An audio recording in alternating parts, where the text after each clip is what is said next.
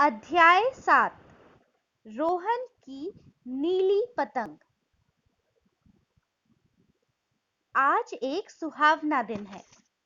रोहन ने ऊपर आसमान की ओर देखा तो चेहरे पर चमक आ गई।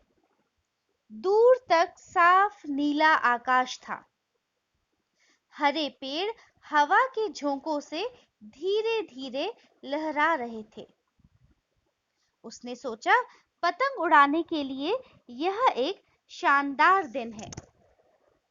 रोहन अपनी बहन शीना के साथ पार्क में आया।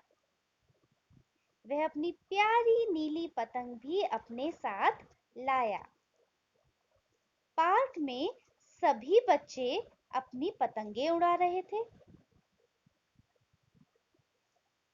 रोहन ने अपनी पतंग में मांझा बांधा। अपनी छोटी बहन शीना से दूर जाकर पतंग उछालने को कहा। पतंग उछली पर ऊपर नहीं गई। रोहन चिल्लाया, उड़ो उड़ो, तुम उड़ सकती हो। मेरी प्यारी नीली पतंग ऊपर की ओर उड़ो। नहीं, मुझे उड़ना नहीं आता। मैं पहले कभी नहीं उड़ी। मैं नहीं उड़ पाऊंगी, पतंग ने घबराते हुए कहा। प्यारी पतंग, घबराओ मत। शुरू में हमें कोई भी काम ठीक से नहीं आता, पर जब हम कोशिश करते हैं तो धीरे-धीरे उस काम में कुशल हो जाते हैं। रोहन ने समझाया। अगर मैं ऊपर उड़ूंगी तो गिर जाऊंगी। अब की बार पतंग ने शीना की ओर देखकर कहा। अरे नहीं गिरोगी, और पतंगे भी तो उड़ रही हैं। शीना ने समझाया। पर पतंग फिर कुछ कहने को हुई। अरे पर वर कुछ नहीं। देखो, जो काम तुम्हारी जैसी अन्य पतंगे कर सकती हैं, वह तुम क्यों नहीं कर सकती? खुद पर भरोसा रखो।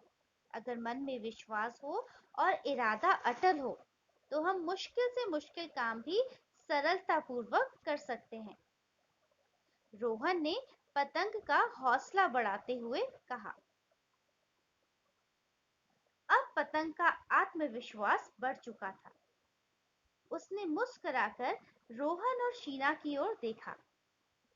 शीना ने कन्नी दी और रोहन ने डोर ऊपर की ओर ढीली छोड़ी। कुछ ही देर में नीली पतंग मुस्कुराते हुए आसमान को छूने लगी।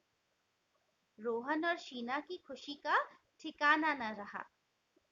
पतंग के बहाने रोहन और शीना भी यह बात अच्छी तरह समझ गए कि हम कोई काम तभी सीख सकते हैं जब उसे करने की सच्ची कोशिश करें। इस कहानी से हमें यह सीख मिलती है कि किसी भी कार्य को करने के लिए अभ्यास का बहुत महत्व होता है, और साथ ही हमें आत्मविश्वास और दृढ़ता से कार्य करना चाहिए। धन्यवाद।